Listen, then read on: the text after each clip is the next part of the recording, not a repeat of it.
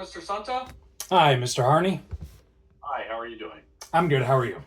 Hey, good, good. Hey, I appreciate your email.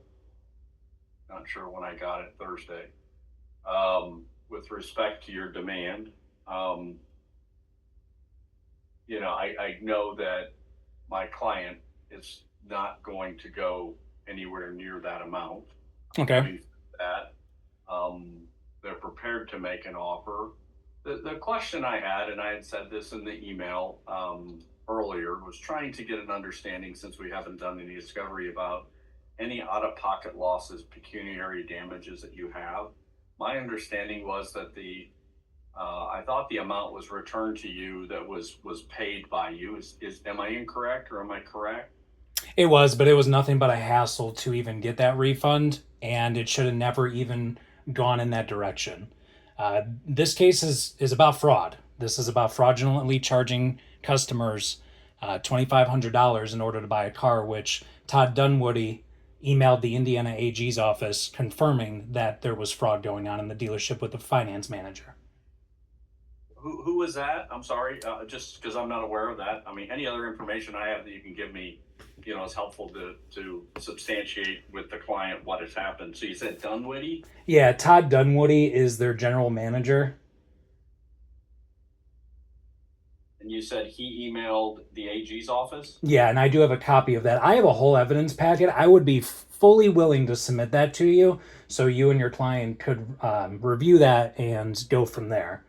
But I'm happy to look at anything. I'll tell you, I represent a client. I one of the in any client I represent, I'm looking at the evidence that is there to give them an evaluation. It doesn't behoove me to tell them, hey, don't pay any money and pay me, because that goes on. And then if, for example, with this matter, if we went to a damages hearing and I'm telling my client, hey, I don't think you should pay more than X, and it comes in a lot higher than that, it doesn't help me with respect to working with any particular client. So I'm happy to look at any information like that. Recording in progress.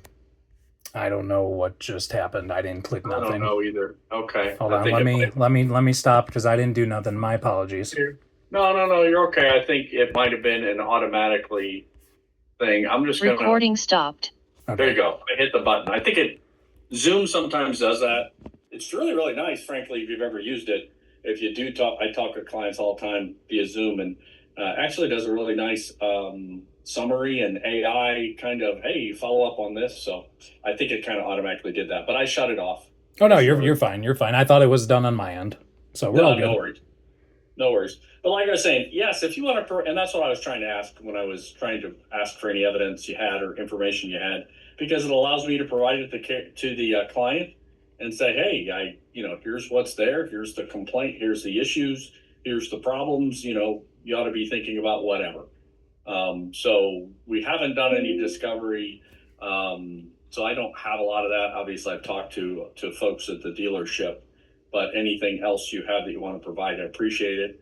I'll tell you, I mean, just from the perspective of what I have and what I know, given my understanding was that I know there was a disagreement as to the amount originally paid, and that was refunded. That's about all of the information I know. Okay. But, yeah, I have a plethora of other evidence that I'd be willing to send over just so you understand. And I understand that you came into this already with the default judgment since they didn't respond to the case originally. So I get that, and I'm fully willing to go that route just so you at least can guide your client in a better manner based on what I'm being told from you. It sounds like they haven't given you anywhere near the full story. Well, yeah, I mean, I don't want to have you take that. I mean, from that perspective, but at the same time, trying to understand everything that's going on with respect to the default, just trying to get a handle on everything and trying to do it in the most cost efficient manner as possible, frankly. Yeah, and I'd be willing to meet again with you in a couple of days once you've reviewed things and they've reviewed it based on what I have. But again, a lot of the stuff that I have is documentation that they've supplied the AG's office, and then some documentation that I actually have on my end that I've told their lawyer out of Illinois, and I've submitted all of this to them. So I don't know whatever happened with that, because the same information I would be giving you is what that original lawyer out of Illinois that was talking to me last year Who was that sent to? Yeah, who was that sent to? Let Do you know which me- attorney that was? It's been a minute. Let me check my email real quick. I'm Don't sorry. worry. No worries.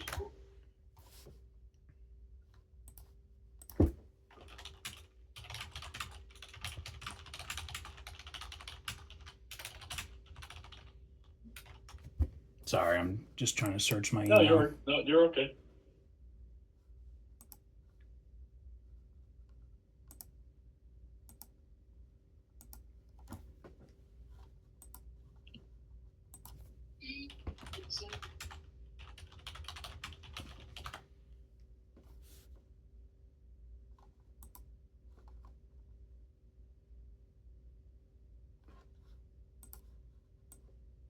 It's been forever ago.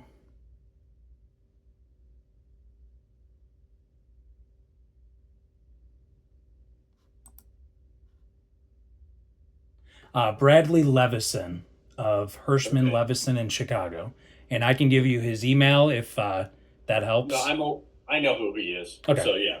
Okay. And you said provided the information. And was there any response with respect that Brad had provided you? He only said that they were willing to only give me $500 at the time, which I did not agree with based on the claims that I am submitting towards the court.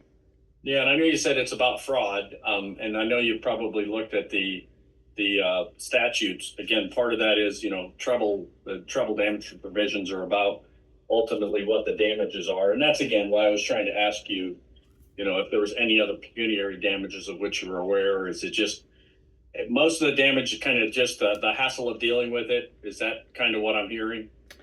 Yes, and to get the refund, they were trying to put it back on the loan, which I paid out of pocket for that originally, and that was a whole separate charge, and that was disclosed that I paid cash for that at the time. So they were trying to give it back to the bank, and that was a issue to try to stop that in progress. Okay. Well, just yeah, let's see. I was trying to see if I had any of that. I didn't think, but yeah, if you want to provide that information, that would be wonderful. Yeah, I can get everything sent over either later this evening or at some point tomorrow, if that's okay. That's fine. I did want to talk about if we can't get things resolved, and like I said, if you believe that you're entitled to somewhere near that 75 grand, hey, as I tell attorneys on the other side, I've been wrong before, and sometimes judges and juries have to tell me that I'm wrong or tell the other side that they are. So, I completely understand if we can't get to resolution, that we go forward with the damages hearing, which I don't think we got reset. I know it got moved, but I don't believe it was reset. Looking at my calendar, I think the judge set us for a status conference to set hearing dates on November 2nd. Which is interesting because that's what the last meeting was about. So I don't know if somebody put that in wrong when they refiled it. My gut tells you that the judge just necessarily, I just tell you it's just as a general rule, and then with respect to statutory issues and things, I've just found that the judges aren't real excited about those either. So I think in many ways the judge would be happy if the case gets resolved as a. Hello, are you still there? No, and I mentioned this in my last email. I'll want to depose you before then. We don't have to pick a date now. We've got a little bit of time, and maybe we get things resolved before then. But I'm going to have to do it during normal business hours, and be work around or what or. Hello. But sorry, it's cutting in and out.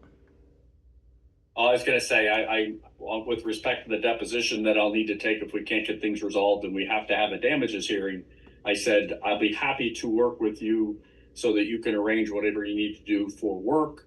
But I'm going to have to do that during normal business hours. So again, I'm happy to work with you. And if you want to ask for relief from the court, if we can't agree to a particular date, obviously that's your prerogative. But yeah, I'm not going to be able to depose you in the night or on a weekend. I understand. Okay. Anything else that you want to provide or chat about? Off the top of my head, no. I'll send you everything over, and that way you understand more, just what's going on. Which, like I said, I'm Okay. very surprised that their lawyers originally did not send everything over, because from my understanding, they should have at least all of it, unless something came up after Bradley left the situation. But for the most part, he should have, I'd say, 95 or more percent of it.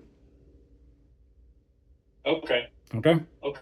But yeah. Appreciate that. And I'm not saying that there aren't some things that I have that I'm not seeing right now in the response. But if you would have come back, frankly, if you'd have come back and said, hey, I would resolve this case, they're going to offer more than 500. I can tell you that, and an order of magnitude more than 500 to try to resolve it. But 75,000, I don't think that happens unless the judge tells them that that's what they got to pay. I understand. Okay. Okay. I'll get everything sent over, and we just go from there. Okay. Good chatting with you. Yeah, you as well. Thank you. Okay. Thank you. Bye. Thanks. Bye.